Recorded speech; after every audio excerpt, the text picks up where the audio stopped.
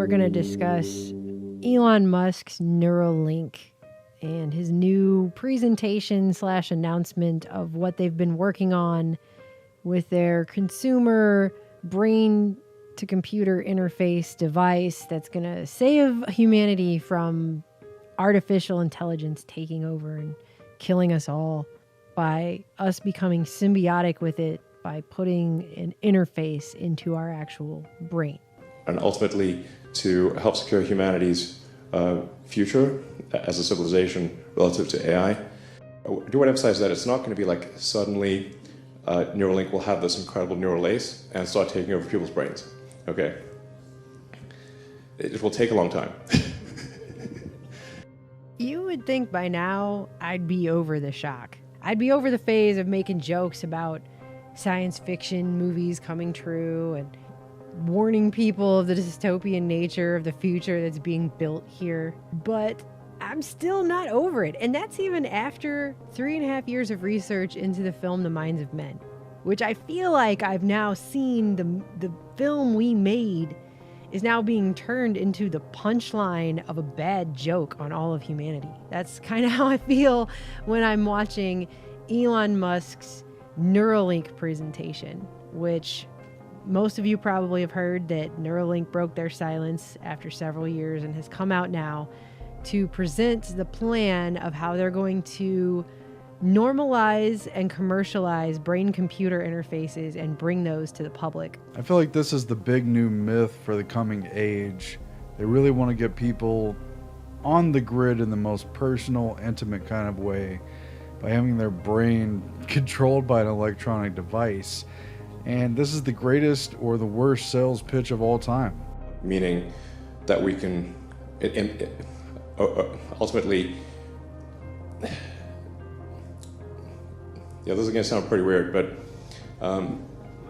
achieve a sort of symbiosis with artificial intelligence. Aaron and I sat through and watched this, and we're just going to play a few clips from this. You put a link, you can go watch the whole hour and 45 minutes for yourself if you really want to subject yourself to it. It took us a while to watch this and make this video because we knew going in this was going to be extremely depressing. And even with someone like Elon Musk selling it to you, it's still extremely depressing. In fact, maybe more so considering how many times he made jokes and laughed about it. And I haven't met anyone who wants to get rid of either the cortex or the limbic system. Because like everything's got robust electronics and algorithms at this point. But not threads. I feel like I'm in Transcendence. I was in Transcendence. And the jokes aren't funny. It's basically Bluetooths to your phone. Because we'll have to watch the App Store updates for that one. Make sure we don't have a driver issue. Updating. And the laughter's creepy.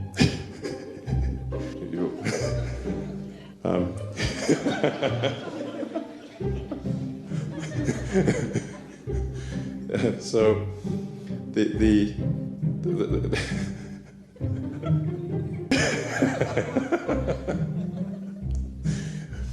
I mean, at one point he even makes this joke. It's not like we're just going to have this neural lace and start taking over people's brains. So I do want to emphasize that it's not going to be like suddenly Neuralink will have this incredible neural lace and start taking over people's brains. Okay? It will take a long time. And you'll see it coming. The guy obviously thinks this is extremely funny. For the record, he is my favorite techno overlord. I feel like I'm in Transcendence. I was in Transcendence. I think it's really alarming the way that this is being rolled out.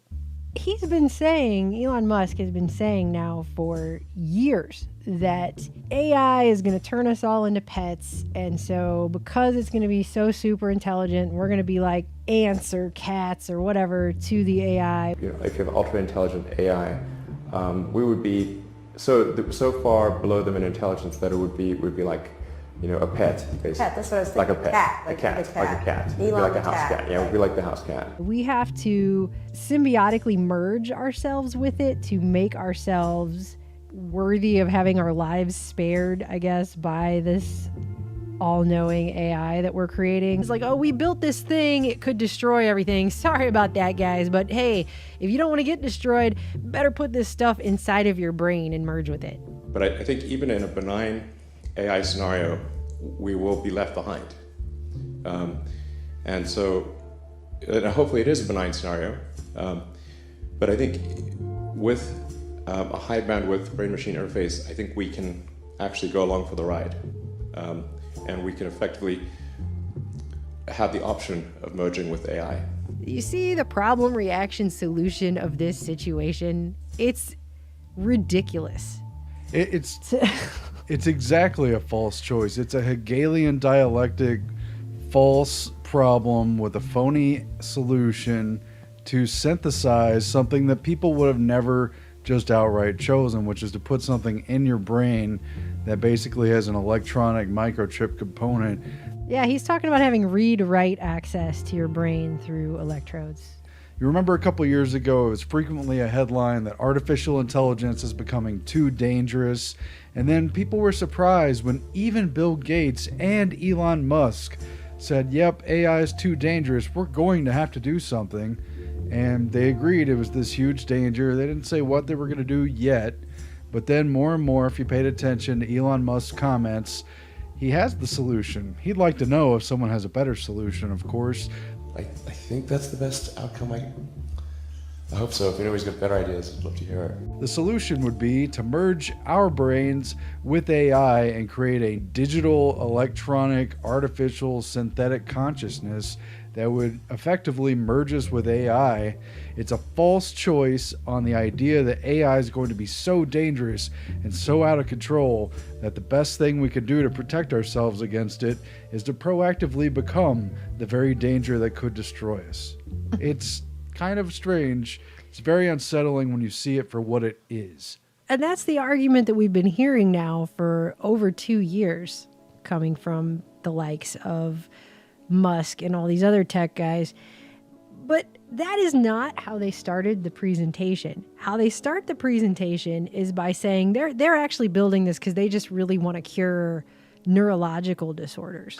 I think unless we have some sort of brain-machine interface that can solve brain ailments of all kinds, whether it's an accident or congenital, we can solve that with a chip.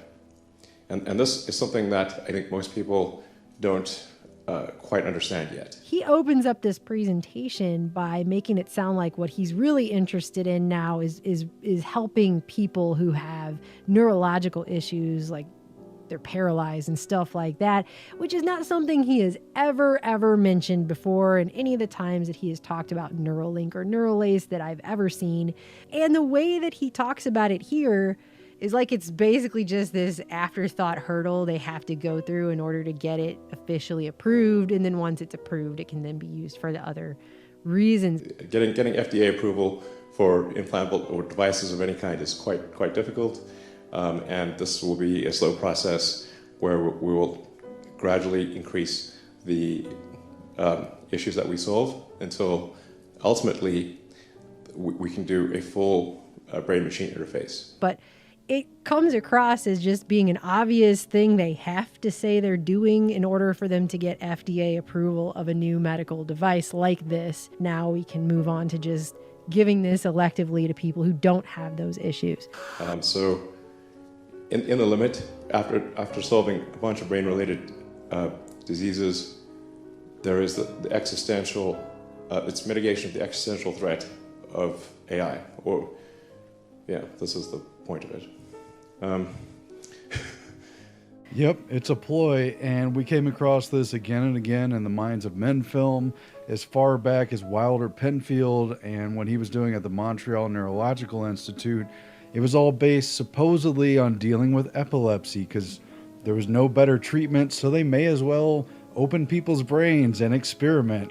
Dr. Penfield conducted, quote, treatments of last resort. It has been necessary to operate on a good many men and women, good many hundreds, and to expose the brain under local anesthesia with the patient conscious. For Penfield, these risky experimental surgeries were worth it. He was creating what was known as the homunculus, a veritable map for the outer cortex, and a code towards understanding the inner workings of the brain. But it was under the guise of trying to help people and just having a poke around while they're in there helping people. And it's a camel's nose under the tent. That's what they've been doing throughout all these years. But this time it's obvious and it's admitted up front. And we hope to have this aspirationally in a human patient before the end of next year. So this is not far. Because we have Elon Musk talking about this Neuralace, Neuralink technology for years before, when they were just simply talking about merging people's consciousness with technology, and then after the fact him saying, well, we need FDA approval. So the why of Neuralink, just to go over it, is I think it's important for us to address brain-related diseases. And it looks like it could probably help with some neurological disorders. So yeah, it's for neurological disorders. Oh, and we want to transform people and make them hybrid technology entities. And this is something I think is going to be really important at a civilization level scale. So through this entire presentation, it's pretty obvious that the point they're really trying to get across doesn't have anything to do with curing people who have neurological disorders.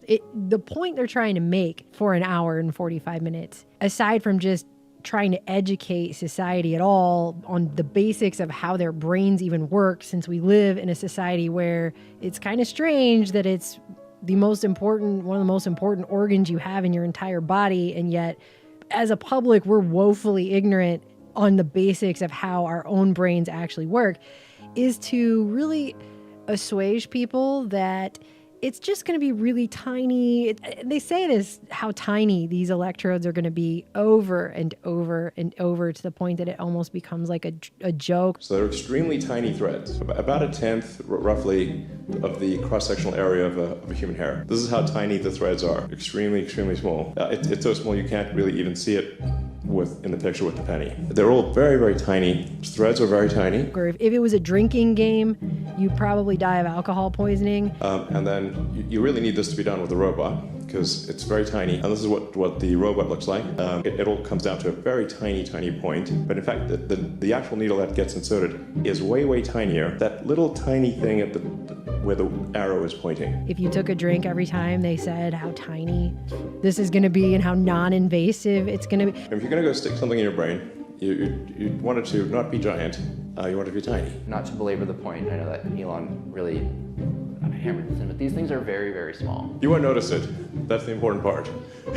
You won't it's, you won't feel a thing. So he says, and some other people that he brings up on stage talk about how this is going to be like just having LASIK or something. But our aim is to simplify the procedure. A painless opening in the skull below, quick and precise placement of threads into the cortex, no big scars, no hospital stays, no short procedures. No hospital stays, very short procedures. This instead is going to be a robot inserting all of these electrodes into people's brains that are tinier than the width of a human hair, and then a chip. This is what the chip looks like. It's actually going to be a chip in your brain. This is a photo of some of the prototypes that we've gone through. And if you've seen The Minds of Men, they've been inserting electrodes since at least the 1960s and leaving them in there for years at a time. But there's been a lot of cases where it's caused brain damage, hemorrhaging, destruction certainly of individual neurons and tissue areas and stuff. So it's not without its dangers. They claim they've rectified this now, but keep in mind they said that stuff was safe at the time. One of the things that really creeped me out watching this is just how they're going to start doing this surgery, and how easy and painless and seemingly not a big deal they're going to try and make this for everyone. Because that was one of the main arguments, going back to The Minds of Men, that was made time and again about this technology when it did come out to the public, was just that it's such an invasive surgery. It takes highly trained neuroscientists to perform this surgery, They can't just, this isn't something they can just abuse and widespread do to people. It's labor intensive. It's yeah, they made these costly. arguments over and They could over. never do it to the whole population. It could never be done to everyone. And they said that again in the 70s when all the revelations came out. They were saying that kind of stuff. And so they've taken that criticism, and now all these years later, they've created a procedure that is going to be done by a robot. It will be overseen by a neuroscientist, but it's going to be performed by robots. And they were talking about how they've designed a new robot specifically to put these tiny electrodes into people's brains. It's going to be like an outpatient thing. It's just going to require a local anesthetic. It's not going to be that big of a deal at all. So they've taken that one argument as to how this couldn't be abused or misused, and they've thrown that out the window because they're going to scale this up with robots performing this surgery all over the place. It's going to be a very simple procedure. And on top of that, it reminds me of something that Dr. Robert G. Heath out of New Orleans, who did unethical experimentation for the military. He's tied to the MK Ultra experimentation. And we actually played a clip of him in the film where he was interviewed for the media. And he said something like, well, I don't see how it could be abused or misused. The control for the stimulation of the brain is in the patient's hands. There's no way that I can see that it could be abused or misused. If the patient doesn't want to stimulate himself, he doesn't stimulate himself. The control is in his hands. But some people fear that the control won't stay in the patient's hands. This is going to be wirelessly connected to a phone app. For our first patients, we're looking at four sensors, 3 in motor areas and 1 in a somatosensory area, which are connected via very small wires tunneled under the scalp to an inductive coil behind the ear. And that connects wirelessly through the skin to a wearable device that we call the Link, which contains a Bluetooth radio and a battery. It'll be controlled through an iPhone app. You won't have to go to a doctor's office and have them have an exotic programmer to configure it. I mean, how many times have we been told, not just that back doors are built into all of this technology, we've been told that over and over again, not just with Snowden leaks and WikiLeaks and all the stuff that came out by the CIA, but we've been told time and again that anything connected to the internet can be hacked. Anything. So why would anyone right there want to connect their brain to anything like that, knowing that that's even remotely a possibility? And Musk even makes these jokes. He makes jokes and he's laughing and making jokes throughout this entire presentation. And one of the jokes he makes is that yeah, it's so funny, right? Because this is just hilarious. One of the jokes he makes has to do with how it's not going to be used for ads, because that would be really unethical, because there's nothing you could do to stop it at that point. Yeah, because it's in your brain. No, there's no advertising. I mean, Jesus. I mean, you'd have really no escape. We cannot do that. That would be ethical barrier. Yeah, I mean, what came out in the 60s and 70s alarmed people so much that you had newspapers and TV programs asking the questions about mind control, and they tried to allay people's fears and soothe them and say, yes, but it's never going to happen. Well, they didn't lose interest in the brain. They wouldn't lose interest in the brain. And so all the advances in technology since then have unsurprisingly allowed tinier and tinier applications in dealing with the brain, have allowed more precision and greater technological invasion. And even at the time in the 60s and 70s, while Heath was downplaying the risks to society, he was fully aware that Dr. Delgado was just up the road using a remote control to electronically remotely stimulate the brains of his experimental subjects, some of which were primates, some of which were humans. Yeah, and Musk and people like him are selling this to everyone as if this is just going to be this amazing device that's basically going to make people have superhero-like powers. I think it's safe to say you could repay the loan with superhuman intelligence. I think it's a safe bet.